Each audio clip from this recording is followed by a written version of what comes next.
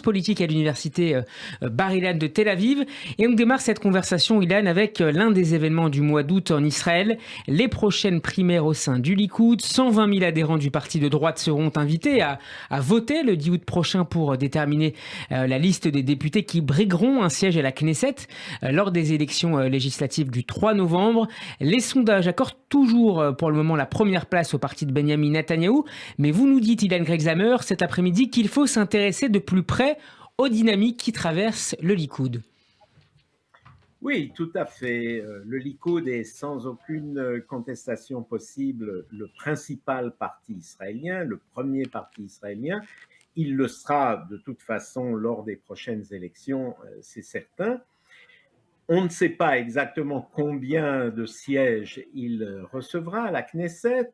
Pour l'instant, les sondages disent entre 30 et 35 sièges, ce qui le place certainement très loin en avance des autres partis. Le Yesh Atid de Yair Lapid n'arrive qu'une dizaine de députés Autour plus de loin, 23 sièges, à peu près. voilà, que le Likoud. Donc en gros, une dizaine de différences. C'est le Likoud qui de toute façon l'emporte. Mais comme vous le savez et comme vos éditeurs le savent, ça ne veut pas dire que le plus grand parti est capable de constituer une coalition gouvernementale. Il faut pour cela 61 députés sur 120 et actuellement, les sondages ont peine à départager les deux camps qui se trouvent en gros, disons pour faire simple, chacun des deux grands camps se situe aux alentours de 60 députés, un peu plus, un peu moins. Non, il faut s'intéresser effectivement aux primaires qui ont lieu bientôt à l'intérieur du Likoud. Le Likoud est un parti démocratique, un parti qui est ouvert au choix de ses adhérents. Je le précise parce qu'il y a pas mal d'autres partis qui ne sont pas aussi démocratiques, puisque c'est le chef du parti, que ce soit Lieberman par exemple ou Yair Lapid, qui décide finalement qui est dans sa liste et à quel poste. Non, dans le Likoud, c'est très intéressant. Nous allons voir quel camp du Likoud va l'emporter. C'est-à-dire Parce que le Likoud est un grand parti et il est traversé de pas mal de lignes de démarcation. La principale est entre deux groupes. Un groupe qui est beaucoup plus à droite et beaucoup plus, je dirais, attaquant à l'égard du centre et de la gauche, qui veut, par exemple, faire des réformes totales du système judiciaire israélien, etc., etc. Ce sont des députés comme Amsalem, comme Ohana, comme Distal, par exemple. Et face à ce camp, il y a un camp qu'on appelle en hébreu, et voilà un mot hébreu pour vos auditeurs, ouais. Mamlarti. Mamlarti, ça veut dire, en gros, qui prend en compte toutes les tendances de l'État, qui serait prêt à faire affaire aussi avec le centre. Ce sont des gens beaucoup plus modérés, genre Edelstein, Dirter ou Barkat. Alors, la grande question, c'est qui va arriver en tête, qui sera là dans les 10 premiers du Likoud. Benjamin Netanyahou se place aujourd'hui plutôt dans quel camp? Le premier, le deuxième, entre les deux en fonction des sujets?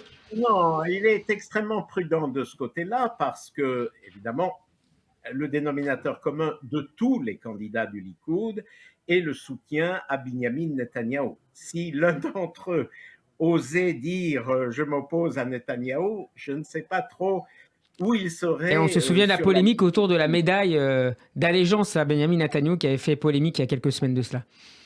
Voilà, et par exemple, Edelstein, qui était toujours ces derniers temps arrivé premier lors des primaires, c'est-à-dire juste derrière Netanyahou, a perdu beaucoup de son poids parce qu'il s'est opposé à Netanyahou, il s'est posé en concurrent de Netanyahou, ça va lui coûter cher, mais ce qui est surtout intéressant, c'est de voir ce que sera l'orientation générale du Likoud dans les temps à venir, ou un parti, je dirais, très à droite en termes israéliens, ou un parti qui va lorgner vers le centre, vers Benny Gantz, vers Gidon Sa'ar, vers Yair Lapid. Et ça, c'est ce que les primaires qui vont avoir lieu vont nous révéler, et c'est extrêmement intéressant. Ce qui se joue en creux, Ilan Grexhammer, c'est aussi l'après Netanyahou ou c'est encore un sujet tabou au sein du parti? bien sûr que c'est l'après Netanyahou qui se joue, surtout que l'idée que Netanyahou va quitter la vie politique peut-être en concluant un accord de plaidoirie avec le procureur, tout ça reste en suspens. Et donc la question est qui va venir après Netanyahou? En gros, quel sera son dauphin? Sachant Il est que, certain. sachant Ilan, qu'un jour, il y a à peu près 2 ans, je crois, 1 an et demi, 2 ans, ou un peu plus, mais ça remonte pas à de très nombreuses années, Benjamin Netanyahou lui-même avait évoqué le nom de l'ancien chef du Mossad, Yossi Cohen, comme un éventuel successeur au Likoud et à la tête de l'État. Oui, mais en ouvrant les primaires à l'ensemble des membres du Likoud, comme vous le disiez, 120 000 personnes, c'est beaucoup. On ne peut pas savoir à ce stade qui va l'emporter et Netanyahou prend bien soin de ne pas désigner un dauphin éventuel et de ménager ses amitiés dans un camp comme dans l'autre. Donc il est extrêmement prudent, mais celui qui va arriver en tête de ces primaires a certainement beaucoup plus de chances que les autres de l'emporter par la suite. Parmi les nouvelles figures candidates à ces primaires du Likoud, il y a, on en a déjà parlé la semaine dernière, le journaliste Boaz Bismuth, ancien rédacteur en chef du Oui. quotidien Israël Hayom et proche des Netanyahou. On relève également 2 anciens conseillers du chef de l'opposition, notamment Avi Simchon, qui était en charge de la politique économique au sein du bureau de l'ex-premier ministre israélien. Est-ce que ces candidatures, Ilan, sont une manière pour Benjamin Netanyahou d'éviter des frondes en interne? Bon, il est certain que ces candidats ne sont pas candidats uniquement sur leur propre décision. Netanyahou leur a dit, présentez-vous, vous avez beaucoup de chances d'être parmi ceux qui sont nommés. Quelles sont leurs chances? Je ne sais pas. Il faut rappeler une chose, c'est que le Likoud a accordé à Netanyahou le droit de nommer 3 personnes euh, qui peuvent être élus, donc dans les places possibles, jusqu'à 35, Oui. disons, 3 personnes de son choix. Et en ce qui concerne le journaliste Bismuth, qui a été très proche de Netanyahou et a dirigé le journal Israël Hayom pendant longtemps, il est très possible que si, lors des primaires, il n'est pas élu à une place, à une bonne Éligible? place, Netanyahou, disons, déciderait de le mettre d'office parmi les 3 personnes qu'il a le droit de désigner.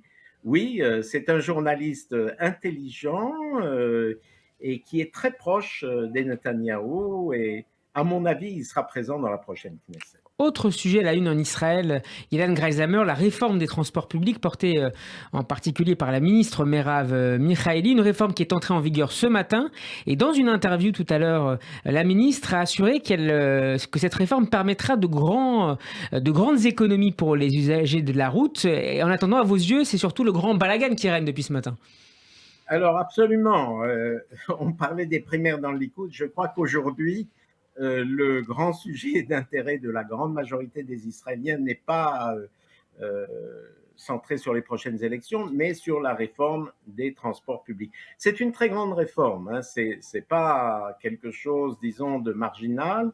C'est une grande décision, celle finalement d'unifier les différents tarifs, de comprendre dans tous ces tarifs aussi bien bus, train local, etc. Mais en même temps, pour un certain nombre d'usagers qui avaient des réductions notables, notamment parmi les couches populaires, ça va causer une augmentation du prix des transports Comment publics. vous l'expliquez alors Et que Merav Michaeli est la dirigeante du Parti travailliste, soucieuse de l'agenda social de ce gouvernement?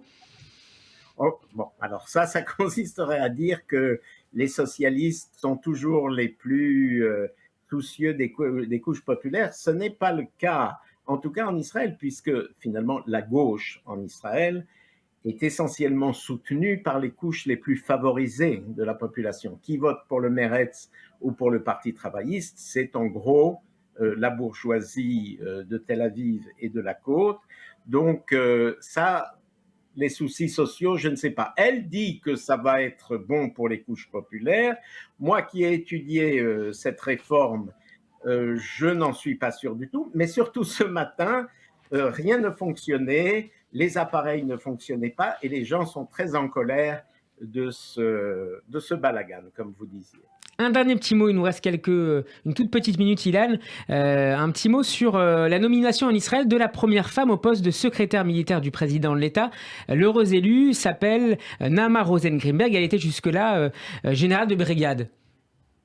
Oui, et elle a été élevée au stade supérieur, général, je ne sais pas comment on dit en français, mais en tout cas, c'est une conquête pour les féministes en Israël, dans la mesure où déjà on a obtenu que les femmes puissent être pilotes dans l'armée israélienne, puissent être combattantes sur le terrain. Ça a été une lutte assez longue pour obtenir ça. Et enfin, ce poste, qui est un poste très important d'attaché militaire du président de l'État, est remis à une femme. Donc, que tous ceux qui pensent que les femmes, comme moi, pensent que les femmes doivent avoir l'égalité des chances et des droits, on peut se réjouir aujourd'hui de cette nomination.